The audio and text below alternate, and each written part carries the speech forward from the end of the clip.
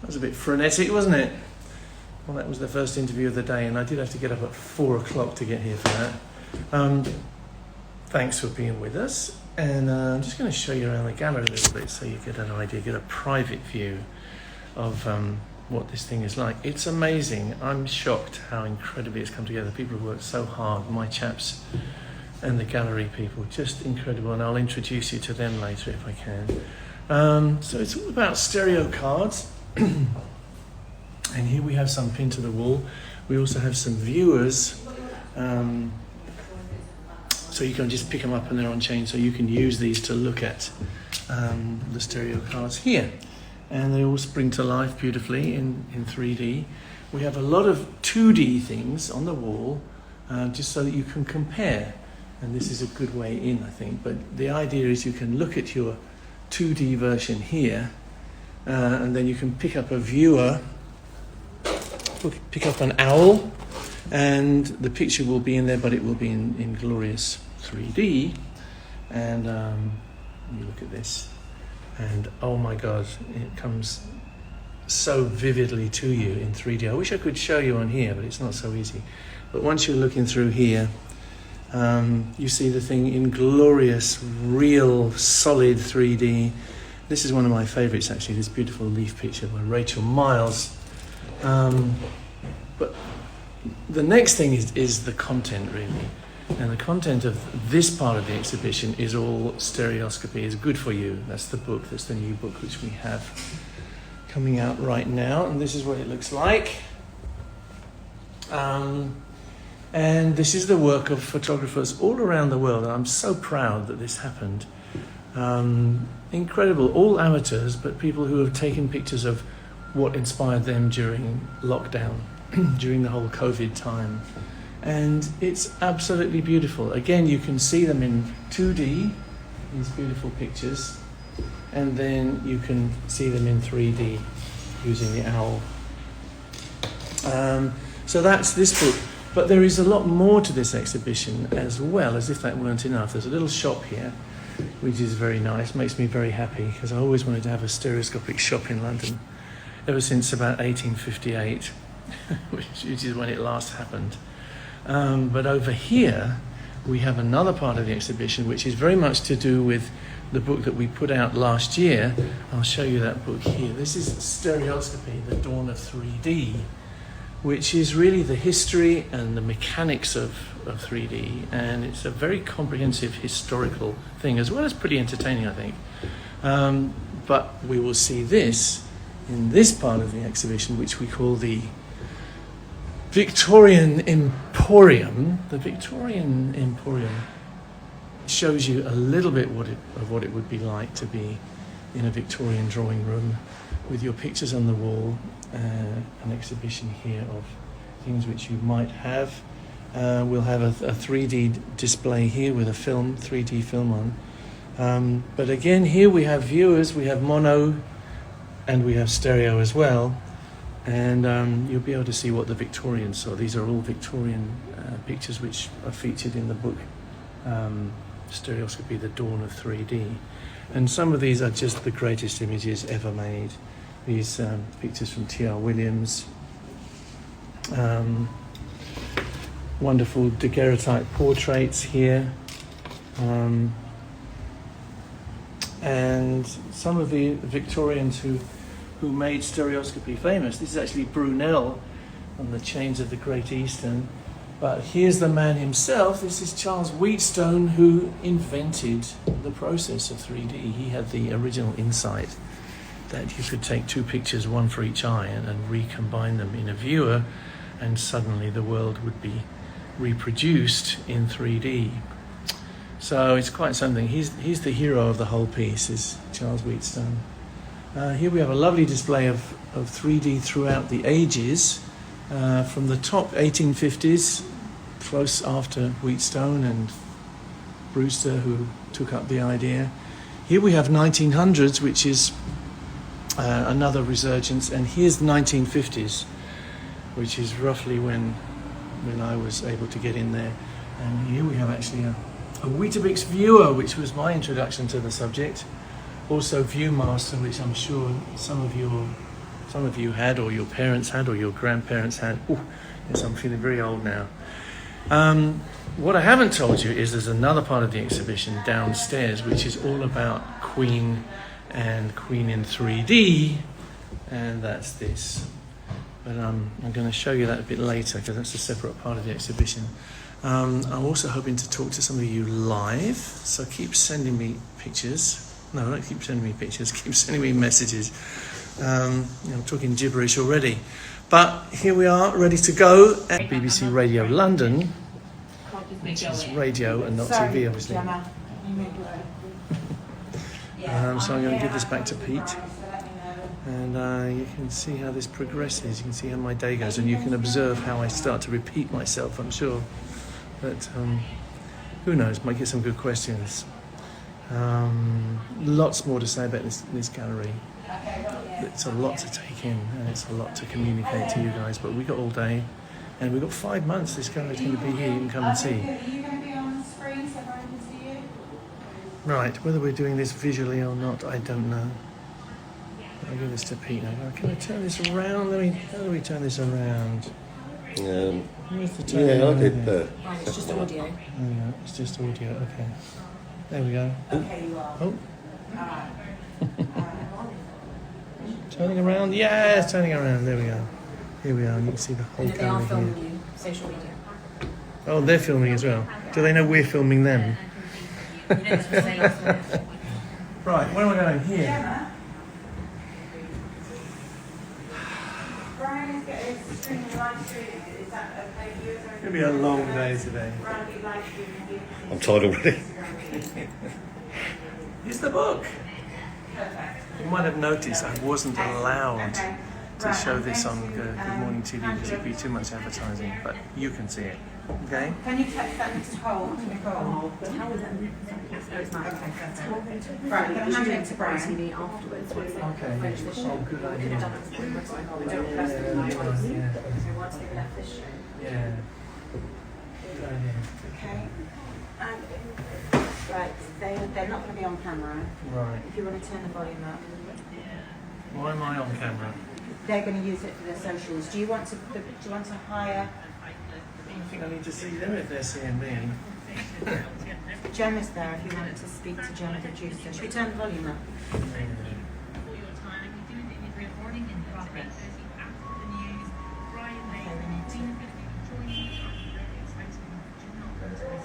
Can I turn it up for you?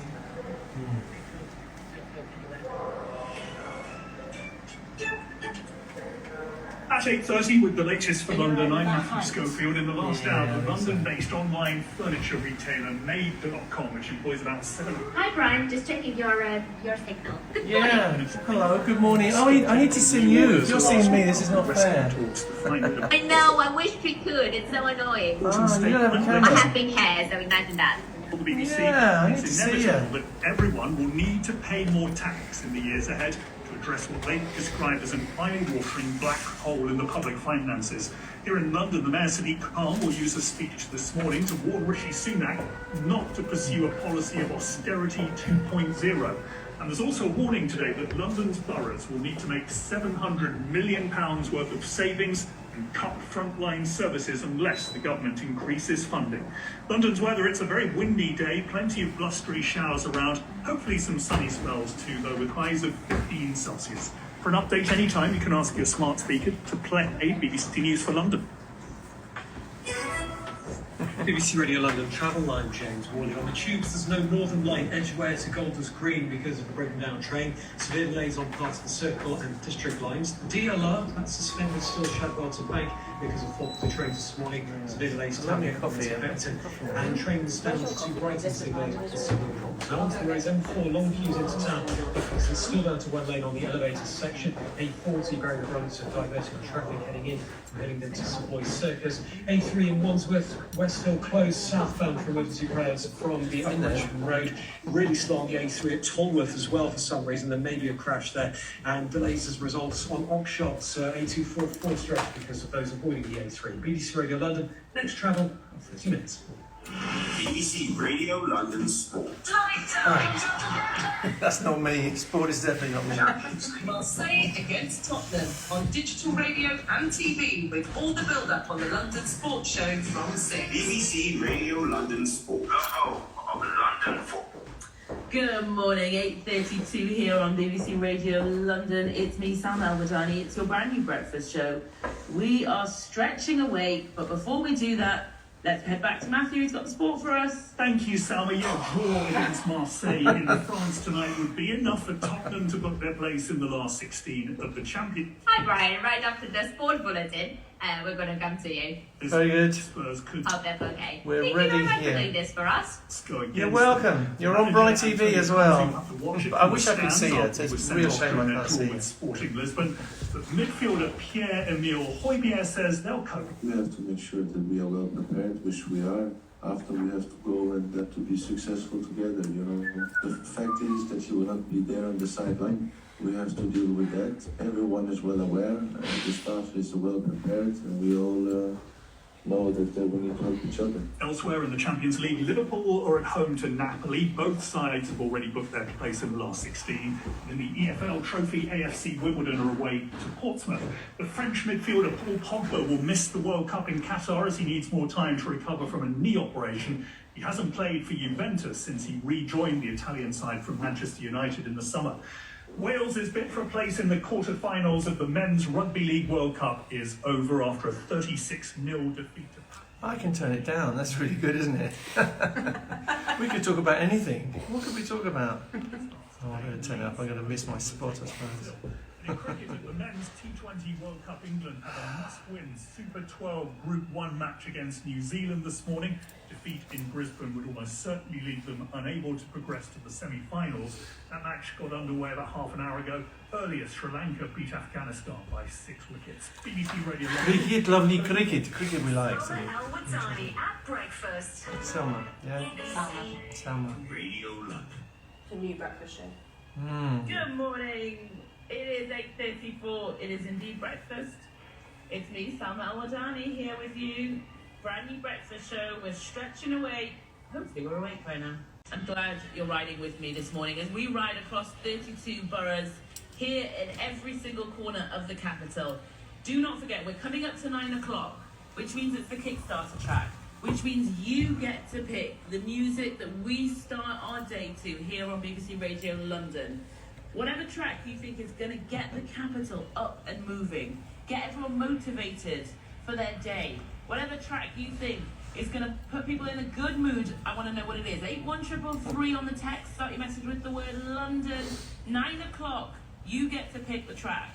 You start the music. So tell me what you want to hear. 81333, start that message with the word London. But as promised, this is our slot where we speak to a very special guest. Now, I've promised you this guest since the start of the show, and I would not fail you now.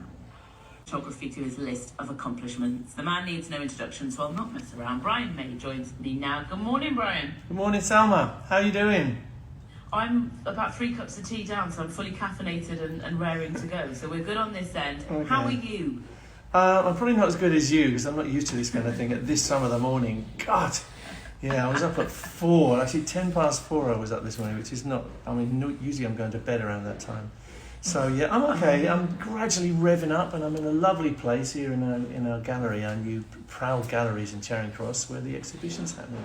So, which is exactly what I want to talk to you about. But let's dial it back for a second, because I want to talk about stereoscopy. I think that's how you pronounce it. We all had this conversation in the office earlier this morning. Well, is that how you pronounce it? Well, we all have different ways, to be honest. I pronounce it stereoscopy. Stereoscopy.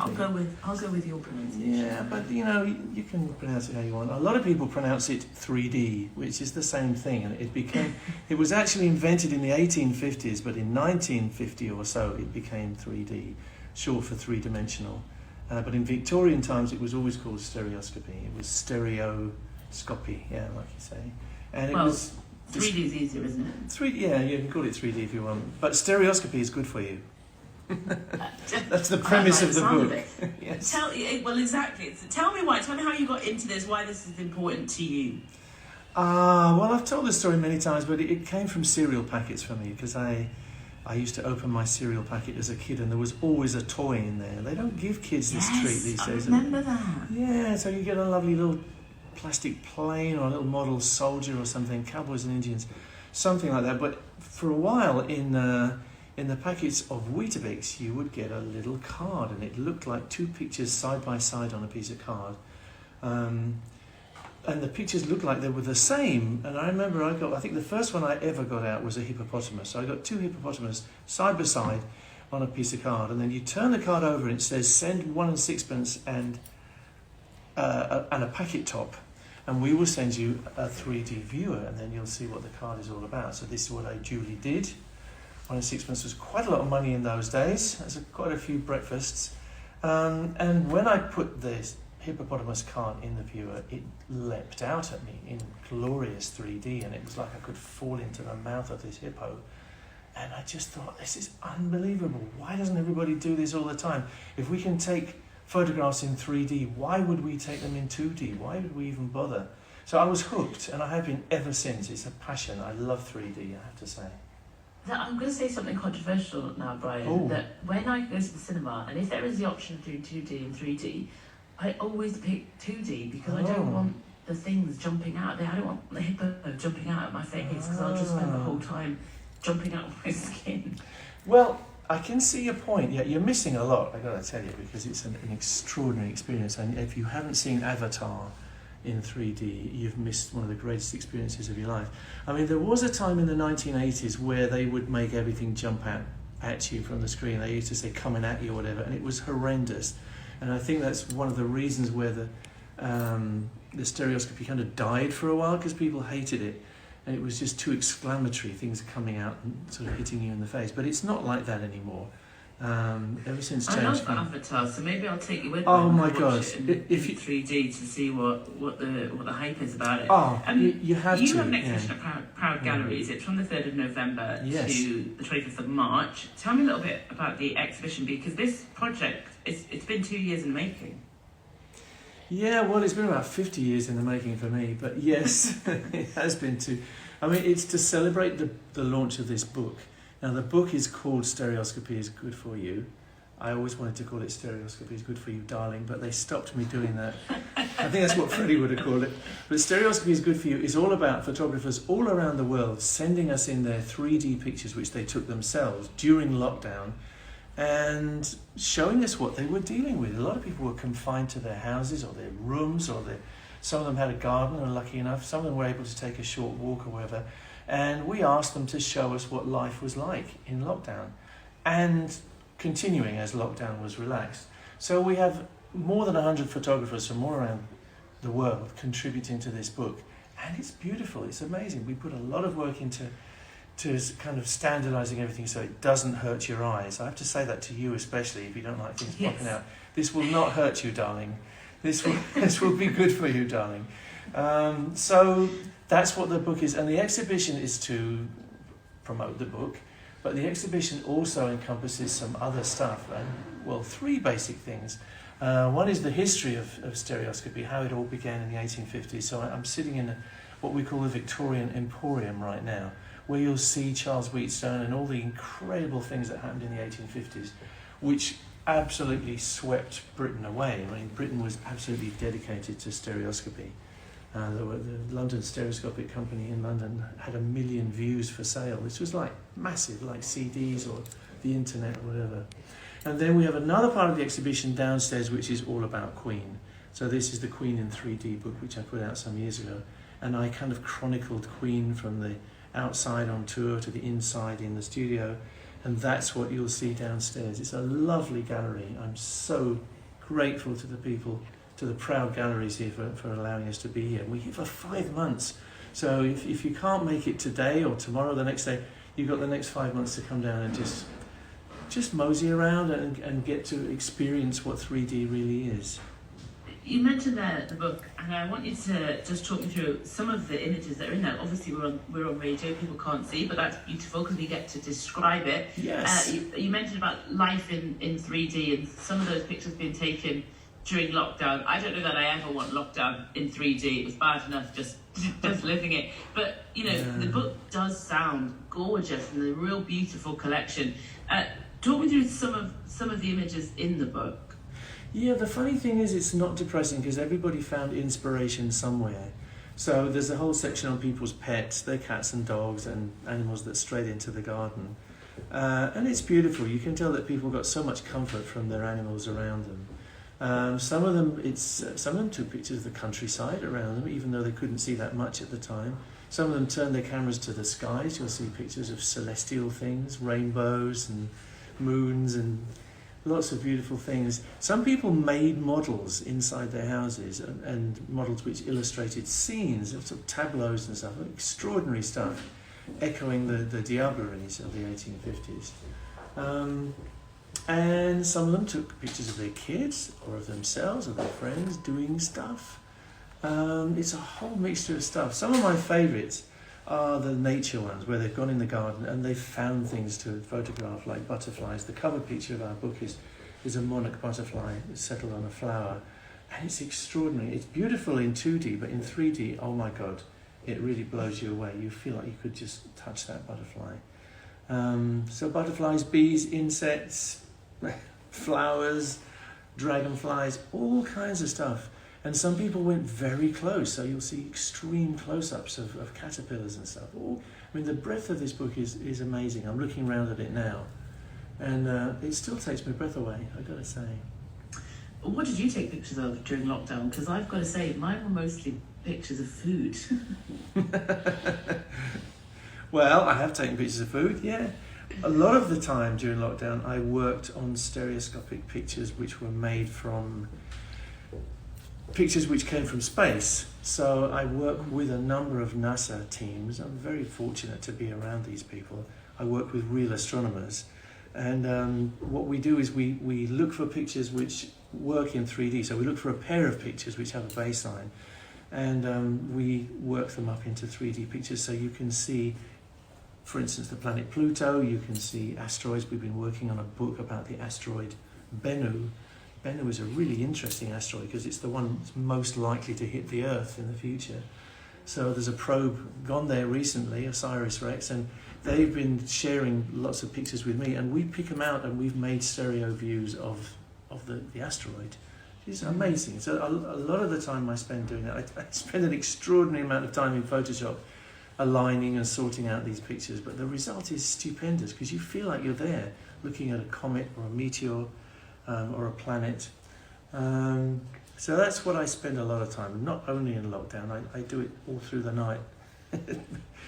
That's why you go to bed at 4 o'clock in the morning. That's right, yeah, I find myself doing this stuff. I mean, I work on music a lot of the time, you know, but I love images as much as I love music, I guess.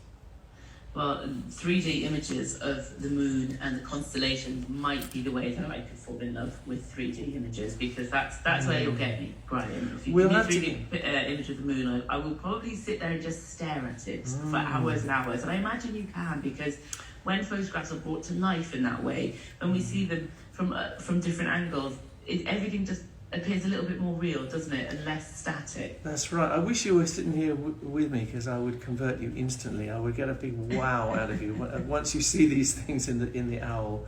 So I recommend come down here. Yeah, you can come down sometime. You know, I'll meet you down here. We'll sort it out. Okay. I'm open for conversion. Yeah. I'm sceptical, but I'm open for conversion, Brian. Well, we are the evangelists, so you're with the right people here. And like you said, it's 5 whole months that the exhibition is on at Proud Galleries. Yes. So people can go from 3rd of November, which we're sitting at the 1st, so in a couple of days people can come down to the 25th of March. And they can see the book. I imagine they can buy the book down there as well if they want to. I can buy books. Make a good coffee table book, a Christmas present. Yes, indeed. What a good advertiser you are for us. Thank you. Yeah, Christmas presents galore. I just relay the facts. You know, there's a book. It's on sale. That's it. Brilliant. Yeah, it's quite something. Well, listen, it sounds incredible. It sounds like you have put so much work and effort and time into it. You can make it. Proud Galleries is where you will find this exhibition. Head on down. Brian, I'm going to ask you before we go. Every single day at 9 o'clock, we put it out to the listeners that they get to pick the track, the music that we start our day with here. You don't get a vote, I'm afraid, because you're not, I don't get a vote either. Only the listeners get a vote. Yeah. But if you were to pick one song that London was going to get going to this morning, what would you pick? Ooh. Of your own. You know what? It would be The Miracle. It's a Queen track which isn't heard that much, but it's the title song of the Miracle album, which we're about to re-release in a box set. And it's extraordinary. So I would play The Miracle. It's one of my favourite Freddie tracks ever. It's very light and pretty and very inspirational, as I think we are being here. So that's my thing. Yeah, the Miracle. Tied it all together. You're an expert. Oh yeah, thank you. Oh, I can tell you also, if you want to join us during the day, if you're not glued to your radios for Radio London, you can join me on Instagram, because I'm at this moment I'm Instagramming live, and I will be kind of throughout the day sporadically. So you, Salma, are on Bry TV at this moment. I just wish we could see you. Well, I've got a camera pointed at me, you've got a camera pointed at you, but we can't see each other. No. But, we'll make it happen. We'll get down to the studio, and what a good advertiser you were for Radio London, because you're right, the listeners are absolutely glued to the station all day, every day, but they may tear themselves away to head over to your Instagram to see you on live, or to come down to the gallery. Brian, we'll just keep promoting each other over and over like this. Let's Very good, Salma, yeah. We're buddies now. Yeah, well done. We're family at this stage. Brian, mate, absolutely pleasure to have you on. Best of luck with the exhibition and the book. Thank you so much for joining me to chat about it. Thank you. Have a great day. And you too. That's Cheers. Brian May there. Tara. Thank you very much, Brian. That was great. And There you go. we're going to definitely come and see your exhibition. Yes, come down. Great. Thank you. November Thanks to a the lot. 22nd Bye. of March. You can check it out. It is BBC Radio London. Yes. I love her. She's You're not brilliant. stopping yet, are you? No. She was brilliant, and so were you. She was nice. Yeah, It was very nice. Did we like her? I think we liked her. Very good. I can show you a couple more things. Do you know what? I could show you downstairs if you'll follow me downstairs. The ground so you can see what you're doing. Well, I could do this. Yes. Okay. We'll go around here, and I will turn this around. I can never find the round thing. Where is it? There it is. There we go. There we go. Right. I'm heading downstairs now, and just want to show you what's downstairs. We're heading down these stairs now. No, I actually want it the other way around. I want it this way around. This is better. Yeah. Here we are. We're heading down the stairs now. You've just come in the door and you're heading downstairs. And this is still being constructed, actually, but we're getting there. Some stuff on the wall, because we're heading into Queenland here now. So this is Queen in 3D, and of course it's the history of me in 3D as well as Queen, because it all started with me when I was about 10 years old. But down here we have lots of nice stuff in mono. We have a 3D film here, which is the history of stereoscopy according to Brian May, which was on Sky 3D when Sky 3D existed. But we have a nice version of it here, and you can wear glasses and you can see this in 3D. Something I'm quite proud of, actually. There's a picture here which I think is designed for people to do selfies with. And here we go into Queen Bohemian Rhapsody, Purple Land. And you'll see lots of stuff here. There's going to be more viewers here as well, but lots of stuff from the Queen in 3D book. Here's our dear Freddie in the studio, a picture which I took, of course. Because that's in East Berlin. And I think we're going to work on putting captions on this so we know what we're doing. I think I'm in the basement, so this is not working so well. But all around the exhibition, you will see viewers like this, the steampunk ones and also the classic large ones. And you will be able to use them to see the 3D pictures on the wall, like this. And the quality is great. It's just beautiful. Very happy. The work that people have done here is incredible, and I'm going to introduce you to some of them later on. But here we go, some pictures which some of you may recognise from the Queen in 3D book. So yes, Bohemian Rhapsody, Purple Land. So I'm going to head upstairs again now.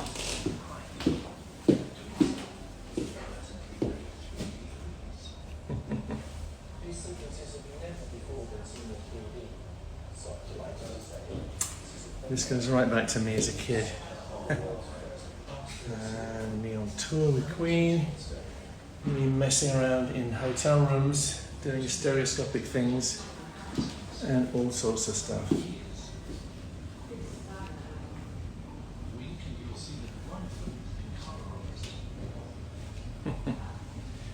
Here's the movie. I'm going to turn this around again because I want to speak to you. I'm going to have a little break now and do a bit of coffee and croissants, I think, because it's still morning to me. No, it's still the middle of the night to me. But I will see you in a little while, okay? And we'll do some more of this stuff. I hope you're enjoying seeing the world according to stereoscopy, because stereoscopy is very good for you, okay? Lots of love. See you in a minute.